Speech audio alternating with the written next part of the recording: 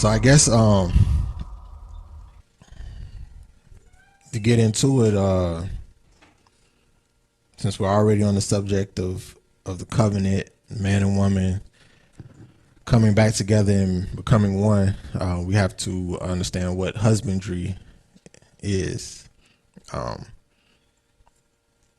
It's used in farming and agriculture. So the definition for husbandry is the cultivation or production of plants or animals, the scientific control and management of a branch of farming and especially of domestic animals, the control or judicious use of resources, conservation. So then we go into, okay, what's conservation? Conservation is a careful preservation and protection of something, especially planned management of a natural resource to prevent exploitation, destruction, or neglect. And within this, you have to sustain. And so to sustain is to upkeep, to maintain, which goes back to preservation, conservation, maintenance of life, growth or morale, provision with sustenance, something that sustains support. So it's just all these words that has synonyms that just goes down the line of all supporting one another in the definition of what it is to provide husbandry. And when you say cultivation, prepare growth of, to improve by labor, care, or study. So it just goes on and on. You know, you can keep, one word is going to connect to another and to another. So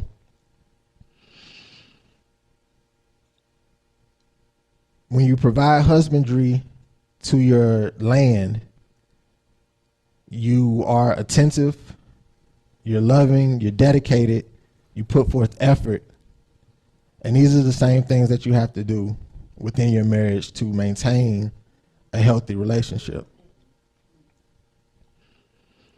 And and just as we know, God doesn't want us to do anything that he wouldn't do himself. So in the beginning, when God formed the earth, he performed husbandry. Genesis 1:11. When he had the vegetation grow out the earth. So from the very beginning, he's been setting things in place for us to act accordingly when we come back together and have our covenant. So in order to properly maintain and cultivate, we have to understand, we have to understand who we're with.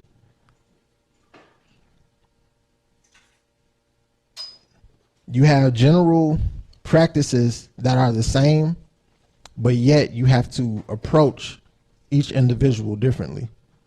So what works on one thing doesn't necessarily work on the other.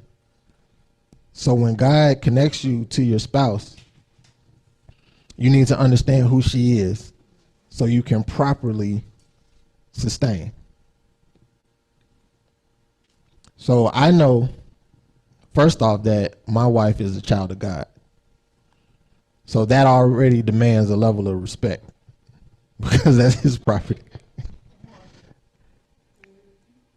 And then she is also a minister. And she operates in the office of a prophet. So I have to approach these things very delicately, and I have to pour into her differently than I would someone else.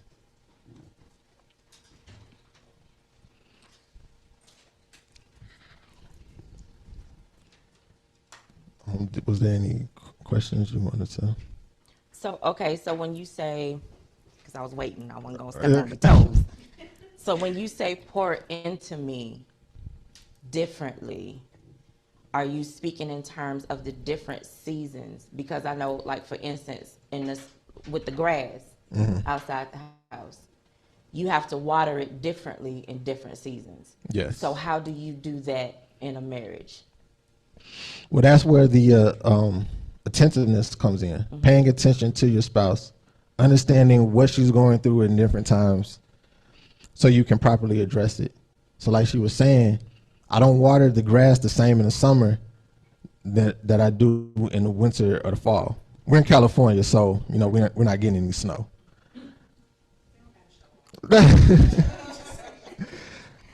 So, in the summer, I water at night because it's a lot cooler, and then the water is able to sit and it doesn't evaporate due to the harsh sun that's during the day.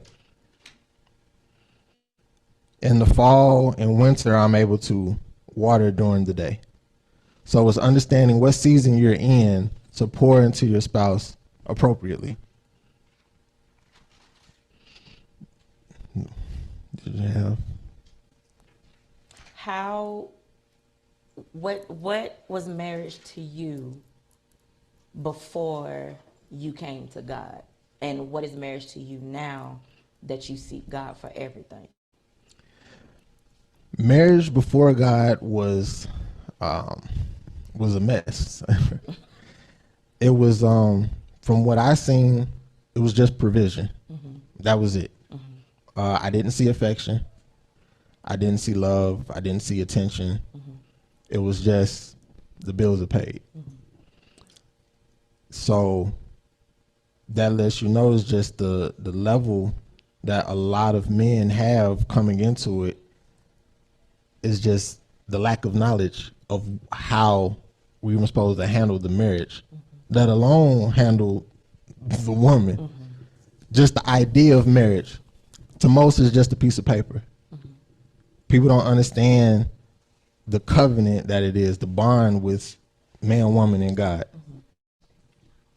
And so being in marriage and having God in my life, I understand how serious it is, how much it showed me that I lacked to even step up to the plate to be married, because you have to be consistent. That word gets tossed around and we apply it to things of our with the diet, we consistent with work. But your marriage, you have to be consistent with that as well. The same attention and consistency that you show to anything outside, anything materialistic, is the same consistency that you must have within your marriage. It's daily work. Once you lack, then you're going to find yourself playing catch up. And we all know how difficult that is. We know life happens, so some days may go, but you need to try your best to stay consistent in everything that you do, with the attention, asking your spouse, how are you today? How are you feeling? Is everything okay? Constant communication, affirming, letting her know that she's beautiful, letting her know that she is enough, letting her know that the things she's doing is good.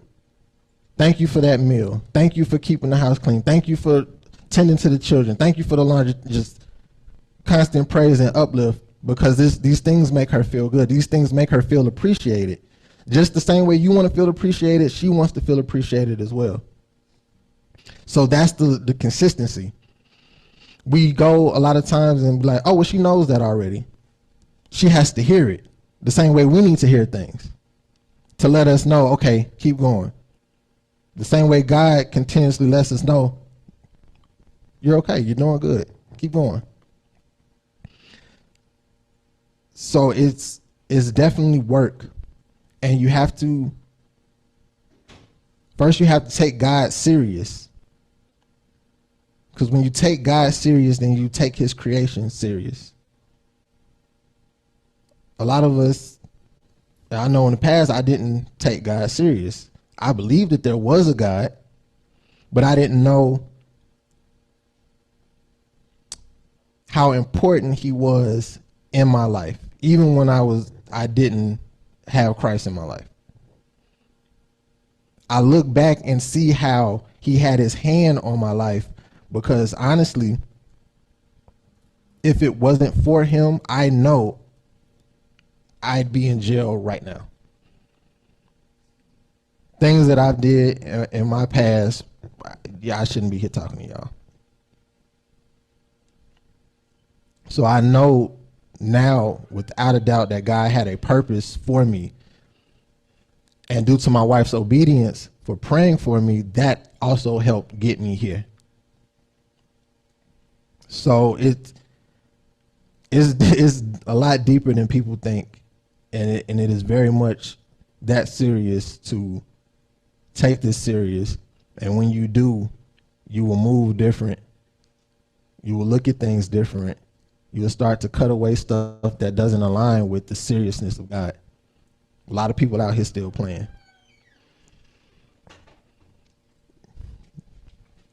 Yeah. Okay. For me, understanding that you cannot be a feminist in marriage, because a lot of people want to be a sole entity in marriage. I do what I want, I say what I want, whatever. I am my own woman. And that is not like y'all are one. You become one unit. You have to be able to be vulnerable. You have to be able to trust. You have to be able to control your emotions, and you gotta be able to control your mouth, because that's the thing that'll get you in trouble. You gotta control your mouth. You can't just say what you want to say when you want to say it. You really have to think to yourself, or talk to God, or talk to Holy Spirit, and be like, okay, Lord, can I talk now? And if he says no, then it's no. It's just a no.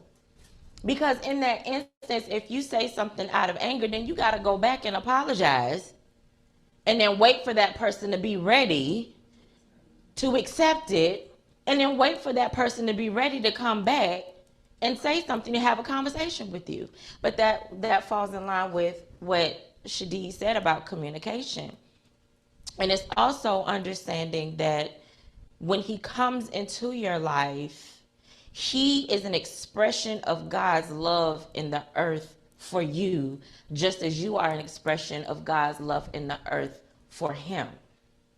And that alone deserves honor, respect, and love, and gentility, and caution in the way that y'all deal with each other. He talks about husbandry. And so we have a backyard. When we first got our house, there was no yard. It was just dirt. And so we was like, we can't do this dirt, because we got a fur baby, and we don't need her tracking dirt in the house. I got a carpet. I'm not cleaning up after you. We got to put some grass back there.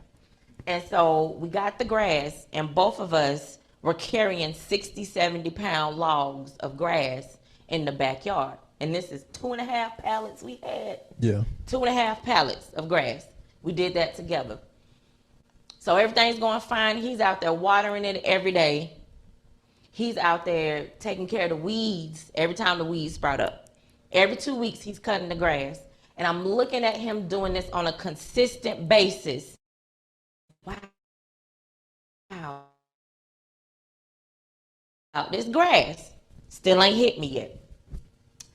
So one day we sitting down watching Star Trek, the old school, Kirk and the old school Star Trek. So Spock said, well, okay, so Spock and Captain Kirk get to this planet. So Spock walks off the planet. He observes the planet, right? He takes in the beauty. And then he looks at the ground.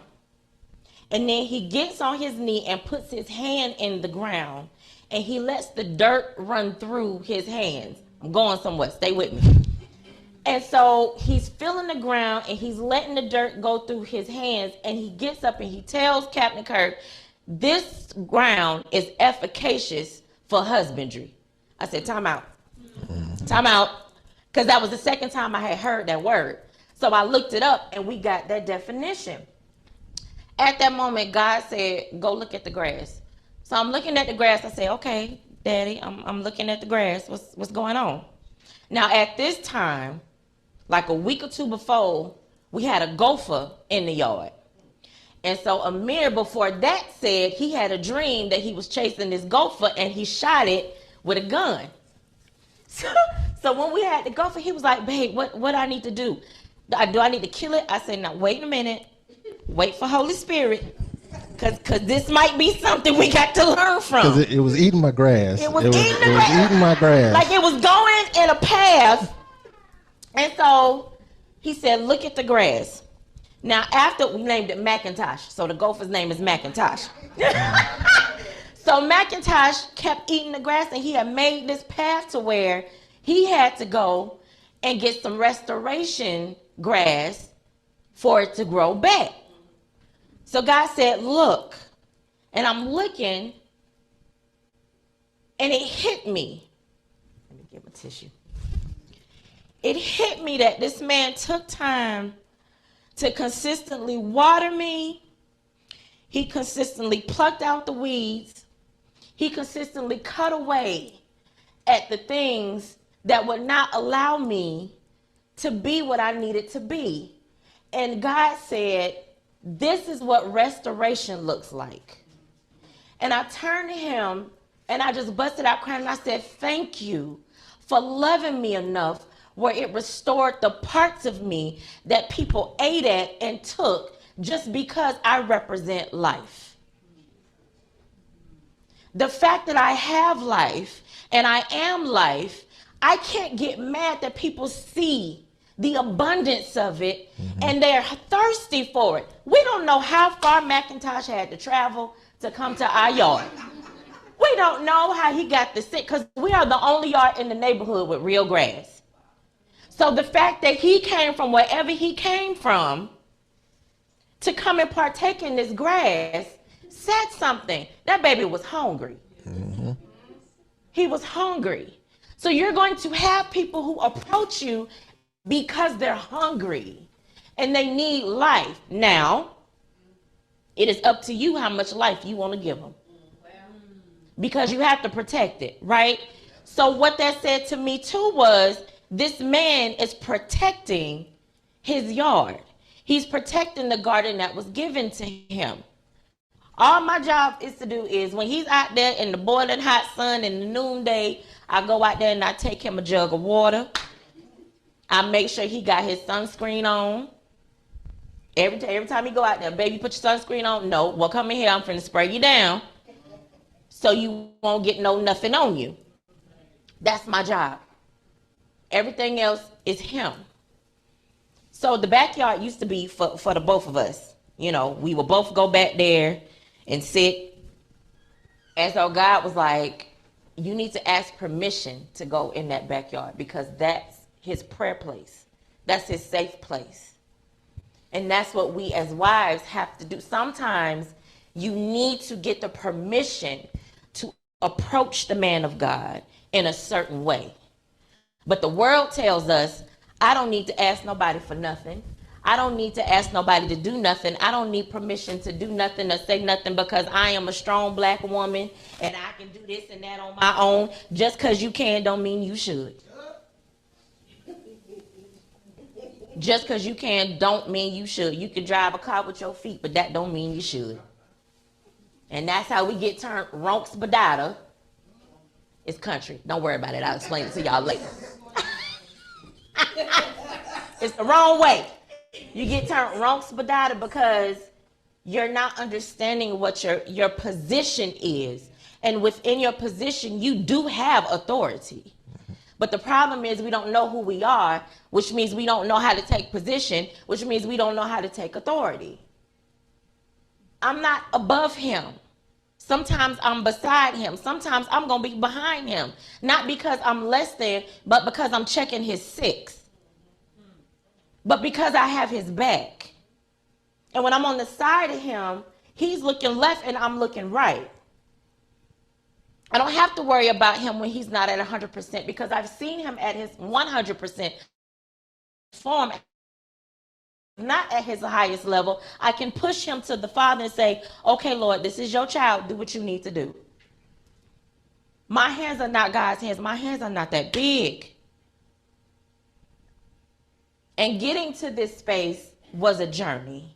Getting to be a wife that I need to be, that God has designed me to be for him, was a journey because I had to undo a whole bunch of stuff that I took on myself. Not that other people did, what I did to myself. Me, myself, and I, again. Because again, I'm a strong black woman and I ain't got to do this and I ain't got to do that and what you gonna do and what you not gonna do. And so I had to take the attitude out my neck first of all. Let's start there.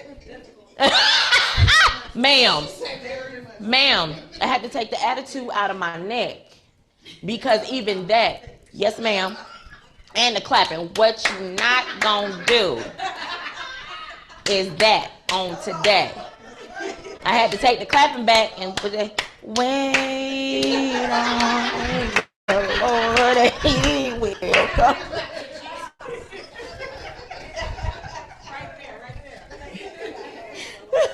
Got to take it to the Lord. But we are in a space where, even last night I said, it's so peaceful within our marriage. And it's so calm. You start sabotaging it, like, okay, what's gonna happen? What's next? What's going, when the shoe gonna drop? Like, what is happening? And it's like, no. When you actually do the work, when you actually die to self daily, when you actually submit yourself to God, when you actually go to God for everything, and I do mean everything, this is what peace looks like. We're resting with each other. It's not work when we have to pour into each other. It's not tiring. It's not exhausting. It's not, oh my God, here he come again. It's none of that. Because there are going to be some times, there have been a lot of times when I'm like, babe, I don't have it today. I don't have it. And he's like, okay. Okay.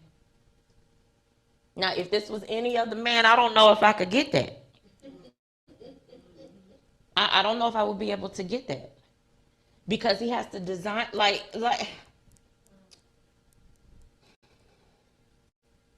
when I actually sat down and thought about it, he's an answer to a prayer in my heart that I remember that I said in the 6th grade. When I actually thought about it. Because first of all, I prayed, sir, no offense to nobody. I said, I don't want a baby daddy as my husband. I don't want it, okay?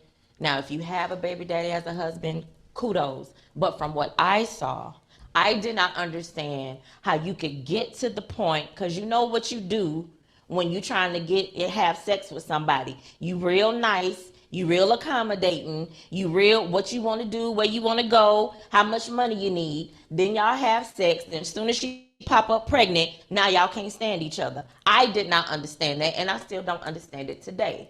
You liked each other enough for them 2.5 minutes.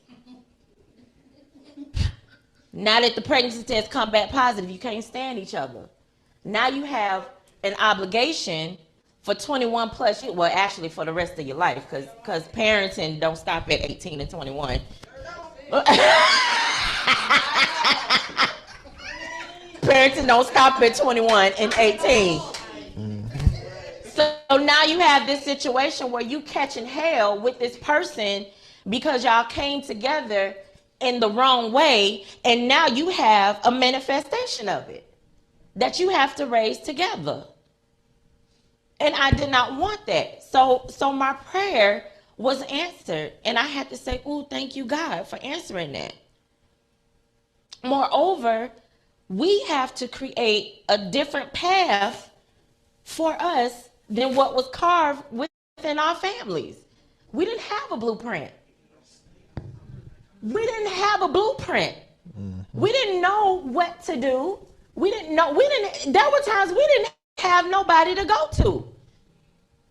And let me say this too. Keep your marriage business to yourself. Keep it to yourself. Because you will be talking to somebody, looking for advice, and they will give you the wrong direction. Because they themselves are not only miserable, but they want what you have and are not willing to work for it. They just see the fruits. They don't see how you got there. They don't see the long prayers in the middle of the night. They don't see the crying in the shower by yourself. They don't see the ashiness on your knees because all you can do is pray and cry and cry and pray. They don't see the red hands from clapping and praising and worshiping through the pain. They don't see you calling your sister circle for deliverance because you got this thing on you that won't come off of you, and you trying to be with your husband in the right way, but the thing that's on you won't leave. Like, these are things that we did not get taught. And so coming, and we like, well, doggone, we got the same issues. We got the same mom and daddy issues. Mm-hmm. We got the same validation issues. We both needed to be validated by something. We got the same broken heart issues. Why I'm a good man? Why don't nobody? Why I'm a good woman? Why you mistreat me? Like, it's all in there. And then you have to see that thing in your husband and your wife, and you have to tell them that I love you as you are, as God created you. Not the expectations of society, not the expectations of your mama, your daddy, not the expectations of your friends. How God made you, that is how I love you. Because God made you in the purest form of love. Mm-hmm. And so I want the reciprocity of pure love. And when I love this man, it is an honor and a privilege to love him. It really is, because when you think about it, the circumstances that we had to go through to even get here is miraculous.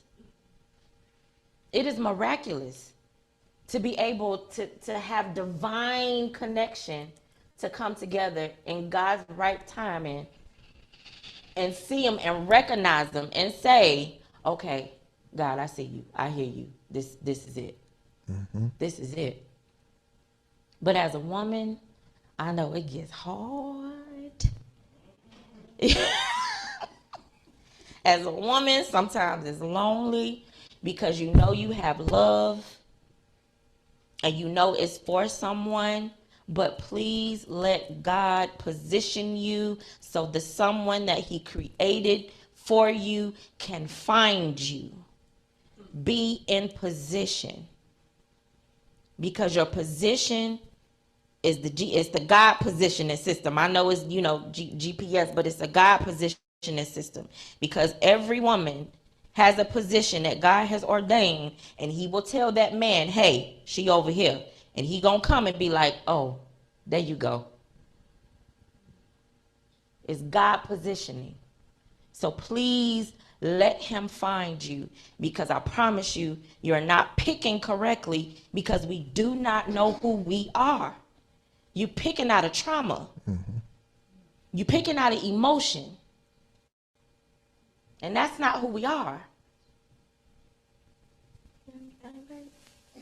Yeah. I was waiting for you. Yeah. No, and on the men's side, since we're here trusting God, or trying to strengthen our trust in God, that has to be our confidence. Not what society says a man needs to be confident. We trust in God, we believe in God. That's where our confidence comes from, because we're a man of God. And submitting to him is saying to yourself, even though I am the man, I don't have it all figured out. I still need to go and get guidance so I know that I'm moving correctly. because we'll fill ourselves up with the worldly knowledge and think, okay, I got it. We'll sit and say, yeah, I believe in God. Yeah, I thank him, but I'll take it from here. I know he got me here. Cool, appreciate you, Lord. You hang out, I'll take it from here. And that is how we'll end up on a path to destruction. That's how we'll let our egos start to take over. And we'll keep lying to ourselves saying, oh no, I'm doing good. Yeah, I'm doing good. But no, the ego is slowly creeping in and yeah, no, talk to them crazy. Yeah. Oh, you got money now, so you can treat people any kind of way. Yeah, your status is growing, so you better than them. That's the wrong answer. The wrong answer. For me, I had to understand that it took my grown age of 35 to where I could finally release myself from my father. The effect that he had on me was crazy because I sought validation from him to let me know that, okay, I'm a man now. I needed his approval to let me know that I was doing things right. And as I was going, I wasn't going to get that because I was moving away from what he wanted me to be. My dad is Muslim. We converted to Islam in 91. So I was 5.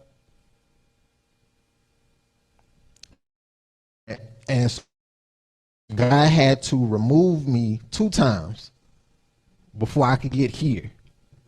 One was leaving Chicago and going to Texas. My parents divorced. I had to get away from under his reign of wanting me to be a scholar within Islam. The second time he had to remove me was from Texas to California because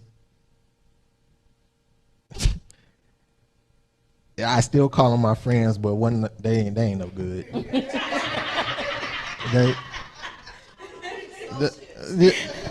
Right now, I have to think that, but it's hard because these are the people I grew up with. I went to high school with these people, went to the club with these people, did other nefarious activities with these people. So it's like we gotta. These are my people, and if having to move away and realize like, okay, I'm getting closer to God. I have conversations with them. They see the peace that me and my wife have that God gave us. You can't get it nowhere else. Money ain't gonna give it to you. The big house, the cars ain't. It is God given. He assigned, here's your peace. There you go. Don't give it up. You give it up, you may not get it back. And one of my friends sing the piece that was in our home. He felt it. He could feel it. He could see it. And he wanted it. So he asked, how do you get it? And I told him, building that relationship with God, putting him first, putting all of the stuff that we used to do behind us to changing our heart posture. He was like, okay. Gave him put him onto the Bible app. Just start reading. You got any questions, holler at me.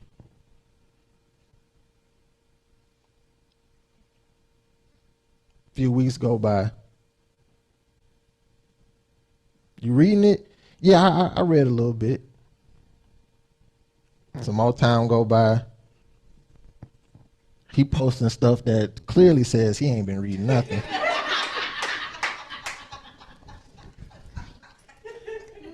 And we ended up having a conversation because there was some more issues going on between him and his girlfriend. So we trying to give him advice. Me and my wife was talking to him and his girlfriend. And he just going off on this whole, this bogus machismo attitude of having to show off for no reason. He's upset that other men are trying to talk to his girlfriend, so he feels he need to go shoot somebody. Hold on, what? Sir, no. You got kids. What are you trying to prove? You gonna go out and shoot somebody and because despite all of that, as non-God fearing as possible, he's a good father. Definitely takes care of his kids. Do anything for them. But you willing to throw your life away for someone you're not even married to, who is, if she's accepting these invitations from these men,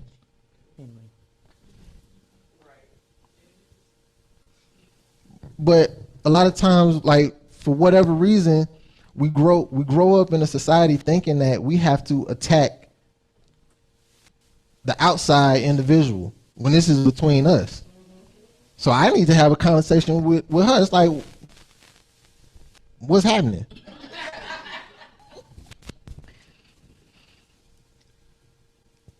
And so now, like Mama D said, it's like, okay, now I have to put you in the associate category because I can't call you my friend no more because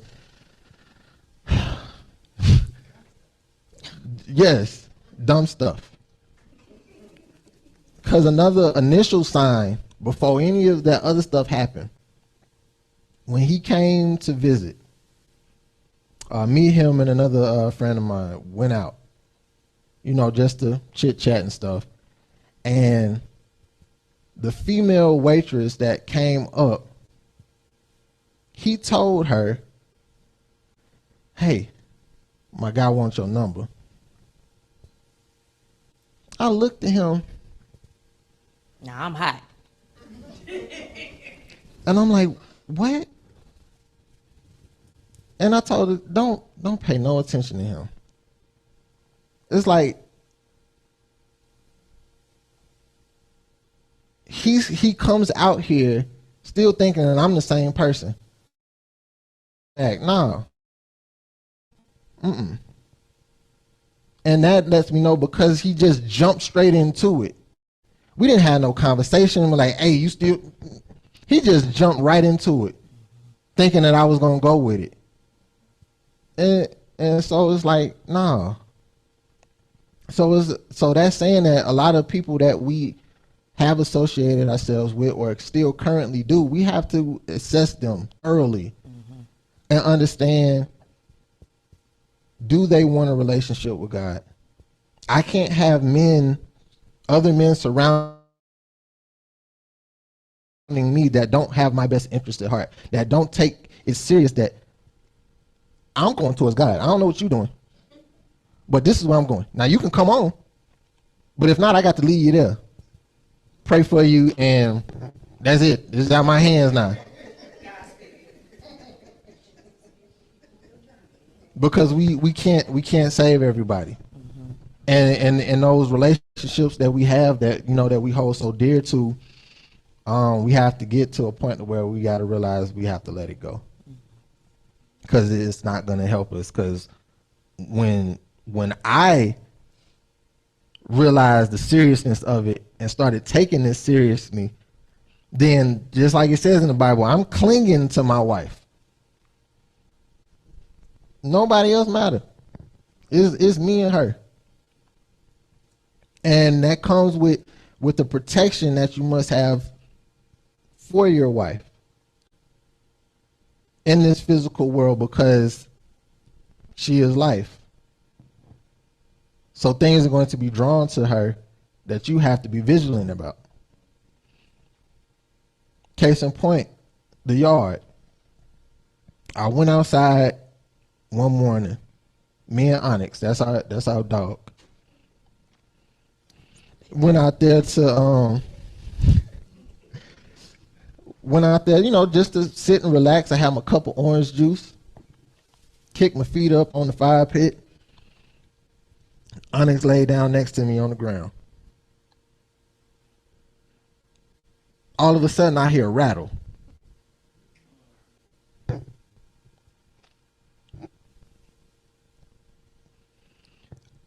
I look where my feet are. It's a rattlesnake right there, and Onyx is right here. So I back up out of there, tell Onyx to come here, send her in the house. Now I have a whole Western Diamondback rattlesnake in my yard. I'm like, oh no. Oh no. I didn't been in the country. My peoples is from the country, so I'm not, but I ain't never been this close to no rattlesnake. So I'm like, I need to call somebody.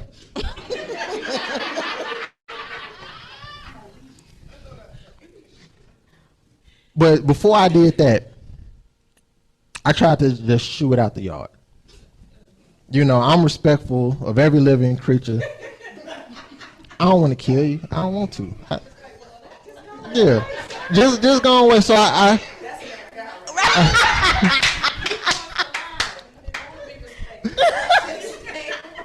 so I grabbed the water hose and tried to spray it to shoo it out because it was close to the fence. It went everywhere but out. And the more I sprayed it, the more upset it got. Naturally. But it was like, you got to go. So now I'm like, okay. It ended up crawling or slithering underneath the fire pit. So now I'm like, okay, now I need to get on the phone with somebody because I'm not sticking my fingers under here to try and flip. So I go in the house. I call. I look up snake control, animal pest control, all that. I call. Now, mind you, it's a weekday during work hours. Nobody answered the phone.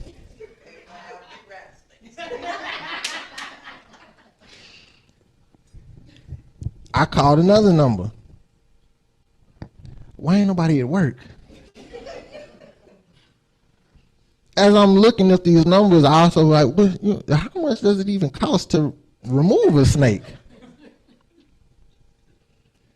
$600 on up. To put it in a bag. I was like, I ain't even got that right now. So it's like, okay. I can't leave this snake back there because our dog goes outside. She likes to sunbathe. She real bougie.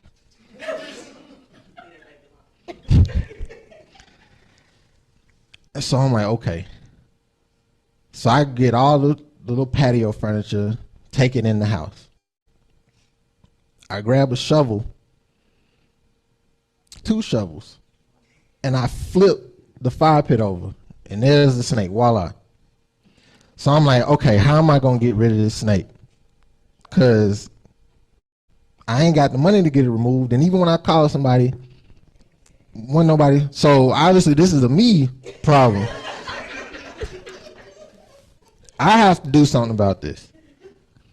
So okay, we out in the open now. I'ma spray it again.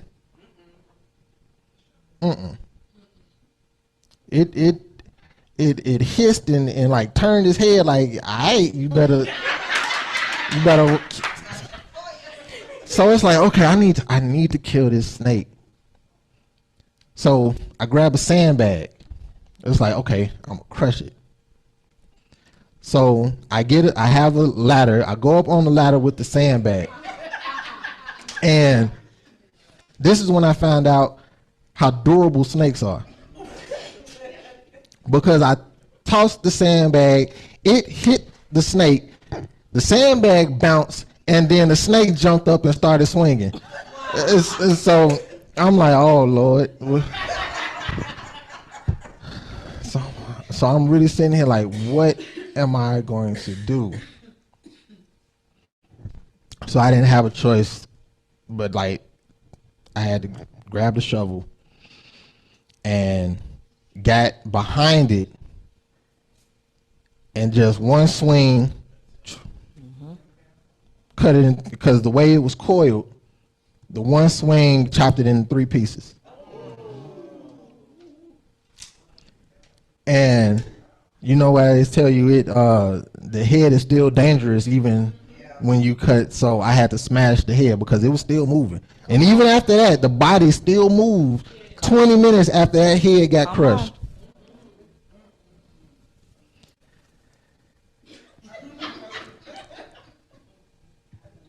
The whole time this is going on, she upstairs asleep. She comes downstairs, she see all the patio furniture just thrown all over the. She like, what are you doing? I said, babe, what's going on? He didn't say nothing. He just got his phone, did like this, and showed me the picture of the snake. All I could do was hug him, cause I am up there knocked out. Sleep pattern is off. And I saw Onyx, so I knew she was okay. But I'm thinking in my mind, Lord have mercy, I'm up here asleep. If this snake would have bit my husband and my fur baby, both of them would have been gone.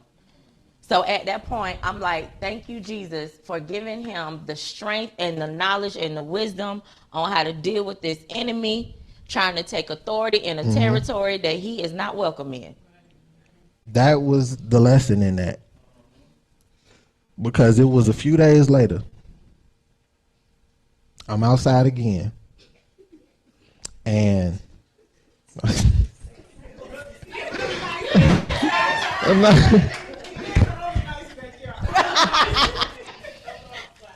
and we have where we stay at, hawks fly around, and I saw a hawk in the sky.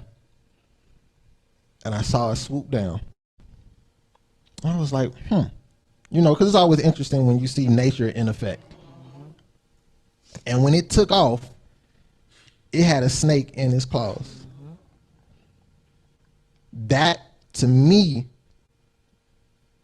also solidified that this was a test from God to see how,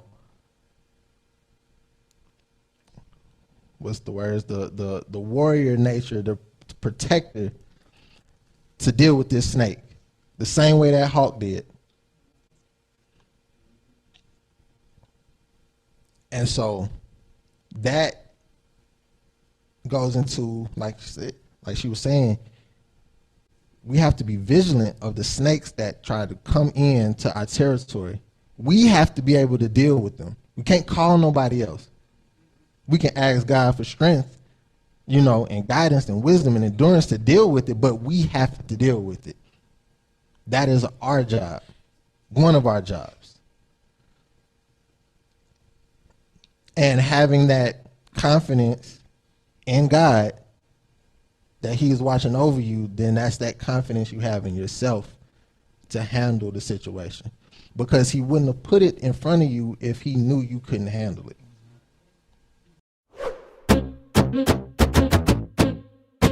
Mm-hmm.